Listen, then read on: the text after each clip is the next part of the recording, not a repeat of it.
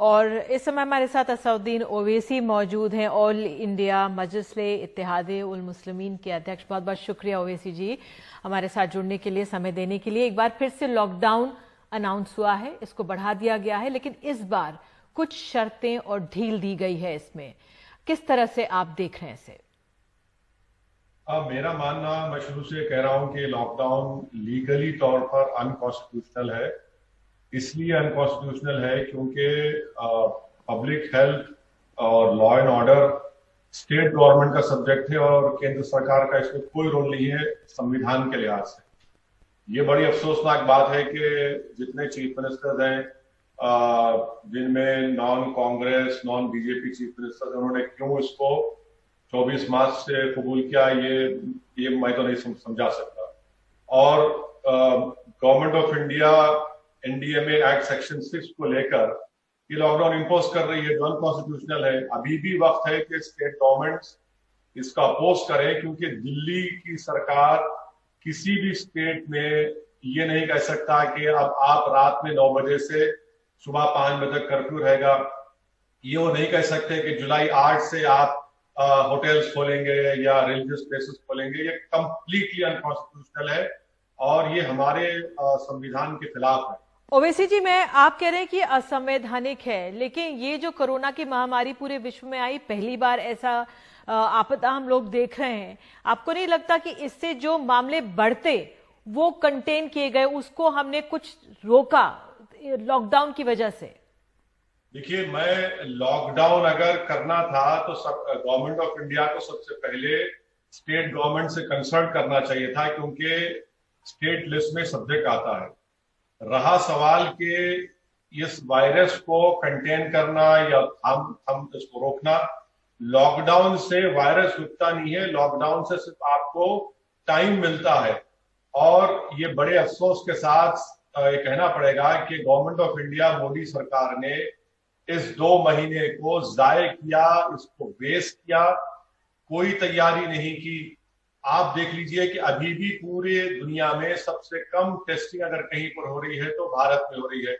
और बीजेपी की तरफ से बार बार ये शोषा दिया जाता है कि भारत का तकाबुल किया जाता है यूएस से। इंडिया में जो मिडाइन एज है वो यूएस से कम है। ओवैसी जी, आपको ये नहीं लगता कि अगर अमेरिका ने जिस तरह से लॉकडाउन नहीं किया और वहां पे देखिए लाखों में लोगों की मौत हो रही है, अगर हम करते, हमारे यहाँ जिस तरह से आबादी है, हमारे यहाँ तो और बुरा हाल हो सकता था। तो ये लॉकडाउन जरूरी था। हालांकि तरीका जल्दबाजी हो सकता है, बिना आप कह सकते हैं कि प्लान करके नहीं किया, लेकिन जरूरी था एक समय लोगों को जागरूक करने के लिए, खुद को तैयार करने के लिए और महफूज रखने के लिए लोगों को ये जरूरी था उस समय। नहीं, अब ये जरूरी था नहीं था, ये लंबी बहस है। मगर जहां तक आपने यूएस की बात की, मैं आपसे ये कह रहा था कि इंडिया में मिडाइन एज 29.8 ईयर्स की है, यूएस में 38 ईयर्स की है। भारत में सिर्फ 5% आबादी 65 साल के ऊपर है, यूएस में 15% उनकी आबादी 65 साल के ऊपर है। तो जाहिर है वहां पर मरने वालों की तादाद बहुत ज्यादा है। सवाल ये पैदा होता है कि आपने लॉकडाउन 70 दिन हो गए हैं, आपने क्या हासिल किया? क्या अगर आप 25 मार्च से ट्रेन के जरिए माइग्रेंट लेबरर्स को भिजा देते, जब सिर्फ 530 कोविड वायरस के केसेस हुए थे, आज आप उनको भिजा रहे हैं अपने अपने उनके स्टेट्स को। आप देखिए वायरस बढ़ रहा है, पिछले 5 दिन से 6,000 7,000 केसेस हो रहे हैं। अभी आपने कहा कि महाराष्ट्र में 124 लोगों की अमवात हुई है और फिर आप इकोनॉमी खोलने जा रहे हैं। तो जब ये माइग्रेंट लेबर्स चले जाएंगे, 20 करोड़ के करीब लोग अपने स्टेट को चले गए, 12 करोड़ नौकरियां जा चुकी हैं, जिसमें से 4 करोड़ तो माइग्रेंट लेबर्स के, तो आपने क्या हासिल किया? आपने क्या हासिल किया? इस सरकार ने क्या हासिल किया? ये सवाल जो हमारे मजदूर हैं, जो हम सबने तस्वीरें देखी और हम सब विचलित हुए, सरकार पर तो सवाल उठता ही है, लेकिन ये तमाम सरकारों, राज्य सरकारों पर भी उठता है। क्योंकि जब रेल सेवा शुरू करने की बात हुई तो ये भी हुआ कि राज्य सरकारें तैयार नहीं थी।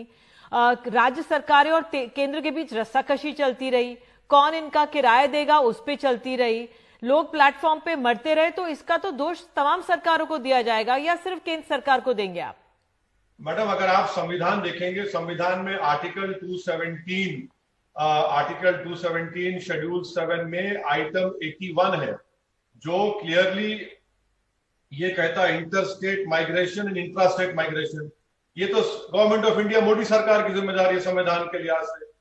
अब रहा सवाल ये ट्रेन से, श्रमिक ट्रेन से भिजाना, आप बताइए कि ये सरकार कितना झूठ बोलती है कि 9 मई से 27 मई के दरमियान में 85 लोगों की मौत हुई है ट्रेन के अंदर, और वो बदतरीन वाकया झांसी का जिसमें एक लाश एक मजदूर की 4 दिन तक टॉयलेट में पड़ी रही।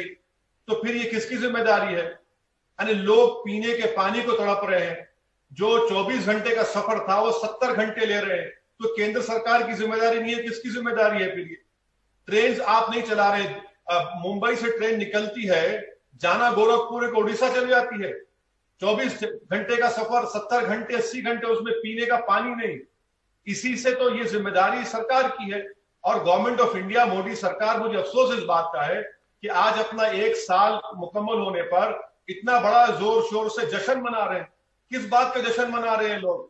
इनको तो अफसोस करना चाहिए था, इनको तो शर्म आनी चाहिए थी। नहीं, प्रधानमंत्री ने, मैं आपसे जानना चाहूंगी, प्रधानमंत्री ने चिट्ठी लिखी और उनकी आवाज भी सुनाई दे रही है। उन्होंने लिखा है कि मजदूरों, छोटे कारोबारियों ने कष्ट सहा है, परेशानियां दूर करने के प्रयास किए जा रहे हैं।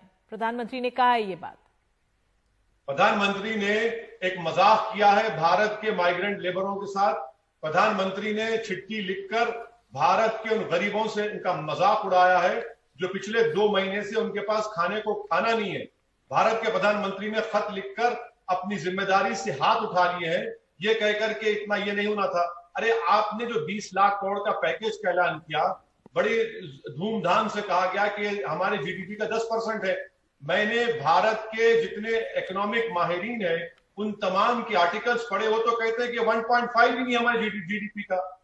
आज आप देखते हैं ये तमाम विपक्ष भी सवाल उठा रहा है, आपने ये सवाल उठाया है, विपक्ष भी सवाल उठा रहा है। अब देखिए, तमाम राज्य सरकारें अपनी तरफ से एहतियाती इंतजाम कर रही हैं। अब आज ही जो ढील दी गई है उसमें कहा है कि तमाम धार्मिक स्थल खुल जाएंगे जल्द। हमने देखा ममता बनर्जी ने कहा कि 1 जून से खुल जाएगा। येदियुरप्पा ने भी पहले कहा कि हम प्रधानमंत्री को चिट्ठी लिख रहे हैं। जो तमाम धार्मिक स्थल खुलेंगे, आपको लग रहा है ये ठीक कदम है, इसकी जरूरत थी, लोगों को थोड़ा संतोष होगा इससे? देखिए, मेरा आर्गुमेंट ये है कि स्टेट सब्जेक्ट है, ये स्टेट डिसाइड करेंगे, चाहे वो कर्नाटका की बीजेपी की सरकार हो या टीएमसी की सरकार बंगाल की हो। मगर सवाल ये पैदा होता है कि आपने शराब की दुकानें खोल दी, और शराब की दुकानों में तो लाइन लगी हुई थी जब खोला गया। आपने तो सोशल डिस्टेंसिंग के नाम पर मजाक उड़ाया इन माइग्रेंट लेबरर्स के साथ। तो फिर आपका ये लॉकडाउन रहा कहां? इस 2 महीने में आपने वायरस को तो रोका नहीं, मगर आपने भारत की इकोनॉमी को तो बर्बाद कर दिया। आज 40 साल के बाद आज हमारा जीडीपी 3.1 पर आ चुका है। वो जो 12 करोड़ नौकरियां गई वो तो कभी आने वाली नहीं है। सरकार ये भी कह सकती है, बिल्कुल, और सरकार ये भी कह सकती है कि पूरे विश्व में मंदी है, और सरकार ये भी कह सकती है कि रोजगार तो अब थोड़ा, तभी वो शायद मजबूरी में ये लॉकडाउन धीरे धीरे खोल रही है, और जरूरत भी है। अगर मैं दिल्ली की बात करूं, अब दिल्ली में भी आप देखिए बहुत जरूरी था, आपने शराब की दुकानों की बात की, हमने यहाँ पे भी देखा जरूरत थी, सरकारों को पैसे की जरूरत थी, लॉकडाउन से उनकी कमाई का जरिया रुक गया था, इसलिए तमाम सरकारें जोर दे रही थी, और इसलिए हमने वो दृश्य भी देखे किस तरह से भीड़ लगी। तो ये जरूरत थी, आर्थिक जरूरत थी राज्य सरकारों की, इसलिए ऐसा हुआ। अरे अगर आर्थिक जरूरत थी, अगर आपको पैसों की जरूरत थी तो ड्रग्स को लीगलाइज कर दीजिए, पूरे ड्रग्स को लीगलाइज कर दीजिए, पैसे कमा लीजिए ना। इस एक गवर्नमेंट की सोशल रिस्पॉन्सिबिलिटी कहां गई? अगर आपको आर्थिक या फिर फाइनेंस की जरूरत थी तो कई और तरीके हैं, मगर ये क्या तरीका था? और सवाल ये पैदा होता है कि मोदी सरकार ने स्टेट गवर्नमेंट्स को क्या दिया? 1 पैसा नहीं दिया। मैं जिस स्टेट से आता हूं, आपका क्या प्लान होता? अगर आप थोड़ा सरकार को सुझाव देना चाहते तो क्या देते? अब जिस तरह से सरकार खोल रही है, अर्थव्यवस्था खोलनी है, क्योंकि करोड़ों लोगों की नौकरी जा रही है, तो आप क्या सुझाव देते? मैडम, बात बिल्कुल सही है। अब तो इनके पास कोई चारा ही नहीं है। ये मोदी सरकार का जो अंग्रेजी में कहते हैं ना कि act in haste repent in leisure, अब इनके पास कोई सवाल का जवाब नहीं है, अपने हाथ उठा चुके हैं। ये भारत के आवाम जनता से, भारत के गरीबों से कह रहे हैं कि भाई साहब, मित्रों, अब हम कुछ नहीं कर सकते, अब जीना मरना आपका और आपके खुदा के ऊपर, अब हमसे कुछ नहीं हो सकता है। रहा सवाल क्या करना चाहिए था, हमको टेस्टिंग बढ़ाना चाहिए था, हमको मार्च में ही हमारे माइग्रेंट लेबर्स को भिजाना चाहिए था। अब ये करना है कि ये जो माइग्रेंट लेबर, जो गरीब लोग हैं, सरकार को पैसे देने चाहिए, उनके अकाउंट्स में पैसे डालना चाहिए। कम से कम 5,000 रुपये डालिए ना आप। $450 बिलियन का फॉरेन रिजर्व है, उसको इस्तेमाल करिए। किस लिए उठाकर रखे? इसी दिन के लिए इस्तेमाल कर रखे ना। हमारे फूड कॉर्पोरेशन ऑफ इंडिया के गोदाम भरे हुए हैं, वहां पर चावल और गेहूं सड़ रहा है। बांटिए ना गरीबों में उन लोगों को। आप स्टेट गवर्नमेंट्स को उनके जो लोन्स है उसको डिफर करिए, उनको वेज एंड मीन्स एडवांस 100% करिए। ये आप काम लोन कर मेला सकते नहीं हैं। लगना चाहिए, आप भी यही कह रहे हैं। कांग्रेस कहती है कि 7,500 रुपए हर के हाथ में डाल दीजिए, आप कह रहे हैं 5,000 रुपए, जो बिल्कुल हमारा निचला स्तर है। एक आखिरी सवाल ओवैसी जी मैं आपसे जानना चाहूंगी, निजामुद्दीन मरकज का, जब हमारे देश में कोरोना का शुरुआत ही हुई थी और ये हमारे सामने एकदम आके खड़ा हो गया था, तो निजामुद्दीन मरकज का मामला सामने आया था, उस पर आपकी क्या राय है जो वो वाकया हुआ था? अरे मैडम, देखिए ना, ये बड़ा एक बड़ा ही मुश्किल सवाल आपने कर दिया, क्योंकि मुसलमान, हर किसी टीवी एंकर को मुसलमान दिखता है तो फौरन तबलीगी जमात का पूछते। आप मुझसे ये पूछ लेते कि मीरठ में एक बंदर ने जो ब्लड टेस्टिंग के सैंपल्स को लेकर भाग गया, वो कैसे लेकर भागा? अब ये रहा सवाल के निजामुद्दीन का, ये तो उनकी गलती नहीं है। दिल्ली की सरकार ने क्या रिलीजियस गैदरिंग को रोक दिया था? वैसे ही वैष्णो देवी में लोग फंस गए थे, यहां पर भी लोग फंस गए थे। अब इसको पूरा एक मजहब से जोड़ देना ये गलत है। अगर ये बात है तो बताइए कि 30 जनवरी को सबसे पहले भारत में कोविड पेशेंट आया था, उसका क्या मजहब था? उसके 3 पेशेंट थे। उसके बाद इटली के टूरिस्ट, उनका क्या रिलीजन था? चाइना में, वुहान में, अमेरिका में बोरिस जॉनसन का क्या रिलीजन था? तो ये तो बीजेपी संघ परिवार की बहुत बड़ी गंदी साजिश थी कि वो अपनी नाकामियों को और अपनी नाअहली को छुपाने के लिए वो तबलीगी जमात और इस्लाम का नाम बदनाम करने की कोशिश की। लेकिन वहां पे गैदरिंग हुई थी और लॉकडाउन के बावजूद और निर्देशों के बावजूद बड़ी संख्या में लोग मौजूद थे। बहरहाल आपने अपनी बात रखी और आपने तमाम सवाल भी उठाए सरकार पर। बहुत बहुत शुक्रिया ओवैसी जी।